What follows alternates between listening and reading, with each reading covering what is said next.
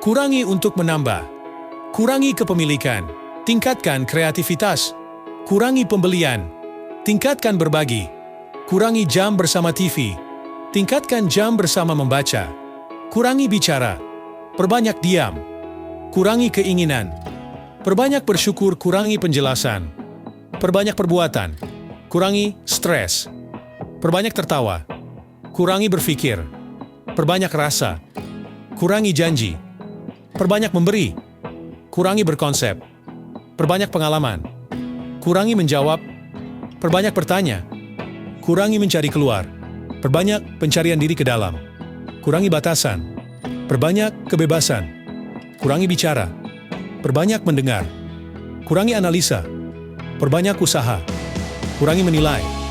Perbanyak perhatian. Kurangi kertas. Perbanyak pohon. Kurangi asap. Perbanyak udara bersih. Kurangi mengkritik. Perbanyak memuji. Kurangi perbedaan. Perbanyak pengertian. Kurangi meminta. Perbanyak memberi. Kurangi ketergantungan. Tingkatkan kesadaran. Kurangi kata lidah. Tingkatkan kata hati. Kurangi makan. Perbanyak puasa. Kurangi gadget. Perbanyak silaturahmi.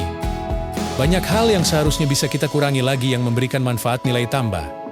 Silahkan ditambah lagi apa yang harus kita kurangi untuk menambah prediksi 2018 dan 2019.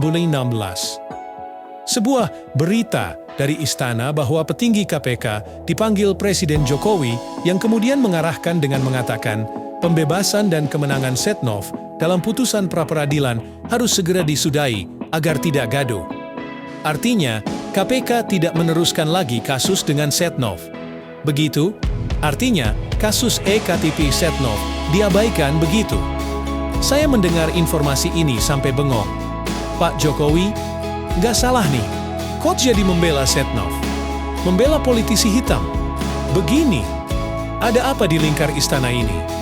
Kasus senjata berat, dipesan oleh polisi, tanpa melalui Kemhan, menyalahi UU Pertahanan juga, dianggap angin lalu oleh istana. Buat apa polisi punya senjata anti-tank? Punya senjata peluncur? Granat? Buat apa punya assault rifle?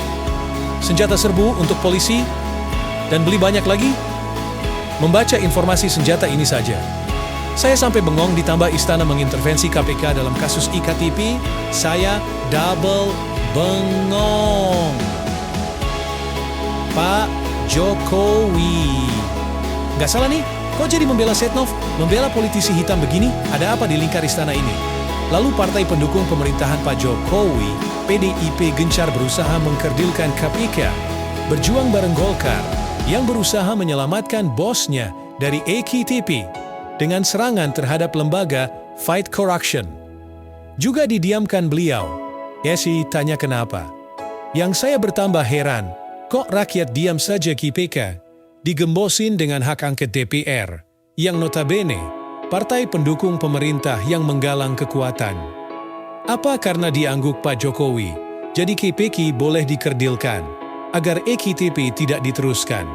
Begitu ya? Ini semua pada dukung juga. Kalau hal ini salah atau saya yang salah menganalisa. Yang benar adalah apa yang diangguk Pak Jokowi adalah kebenaran mutlak. Termasuk memberangus KPK agar koruptor bisa leluasa, tidak bisa membuka aib EKTP. Saya ini orang bodoh di politik, karena saya kok mengasosiasikan Pak Jokowi setuju KPK diberangus. Pak Jokowi mendukung politikus licin Setnov, Sanga, pemimpin DPR. Sang politikus hebat yang sangat tepat, memilih rumah sakit dari sakit parah hingga sembuh, bisa main pingpong hanya dalam 3 hari saja. Saya agak bingung pilihan Pak Jokowi kali ini. Balik lagi ke masalah rumah sakitnya Setnov. Hebat rumah sakitnya atau ini sandiwara yang semua orang tahu. Namun kita semua memilih buta atau memilih diam, tanda apatis, tidak peduli pada politik dan pemerintahan model begini. Mana NKRI-mu? Kok pada diam semua? Apa saya yang salah baca dan gila sendiri ya? Saya terpaksa buka fakta politik sedikit ke tahun ini. di Pilkada DKI dan Banten. Dukungan Istana and Pak Jokowi kepada Ahok, Ahok kalah hasilnya. Dukungan Istana dan Jokowi kepada Rano Karno, hasilnya Rano kalah. Lalu dukungan Istana dan Signal Pak Jokowi mendukung Ridwan Kamil buat Jabar. Dukungan kepada Khofifah buat Jawa Timur.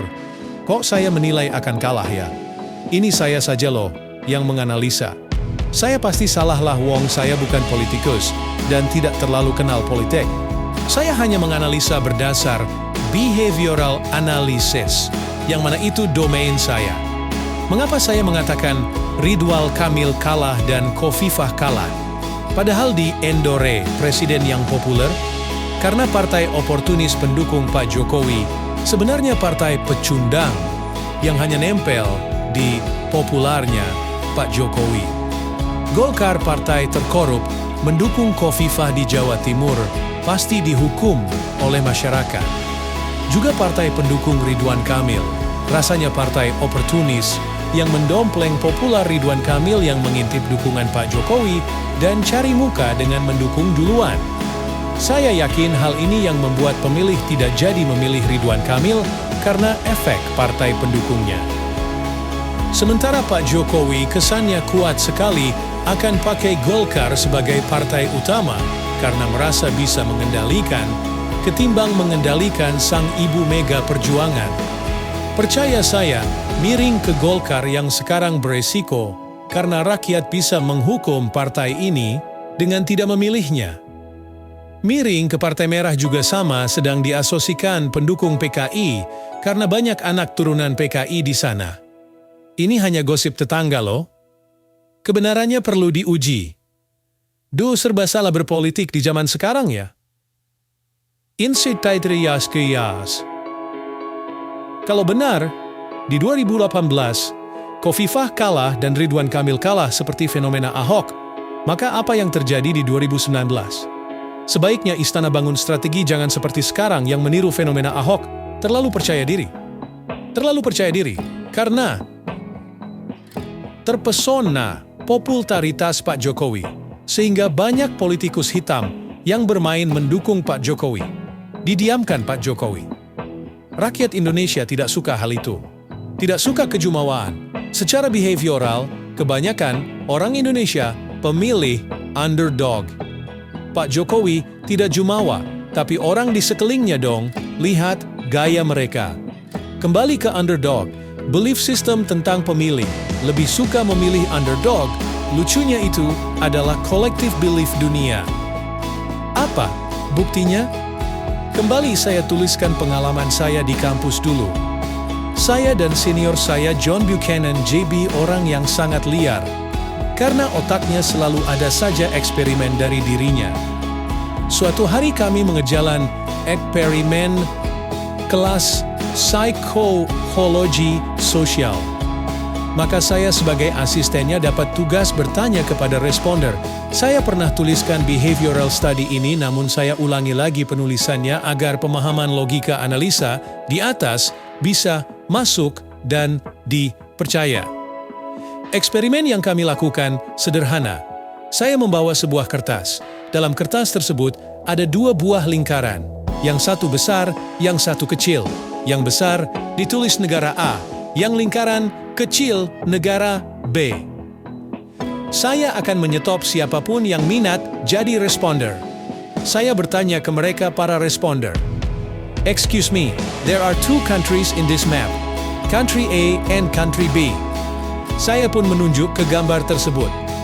Kedua negara ini in the brink of the war. Kedua negara ini akan berperang. Menurut Anda, negara mana yang akan menang? Negara A yang besar atau negara B yang lingkar kecil? Ada sebuah fenomena yang mau kita survei dalam social behavior class eksperimen ini. Mengapa dari 100 responder, ternyata respon mereka adalah negara B yang akan menang. Skornya adalah 57% memilih B, 37% memilih A, dan selebihnya 6 orang mengatakan kala dua-duanya atua tidak ada pemenang, walau tidak ada opsi itu namun mereka mengatakannya. Jadi negara yang kecil yang akan menang menurut social decision. Apa logika pelajarannya? Rupanya sebagai orang biasa, maka negara B adalah mewakili sisi mereka. Orang kebanyakan.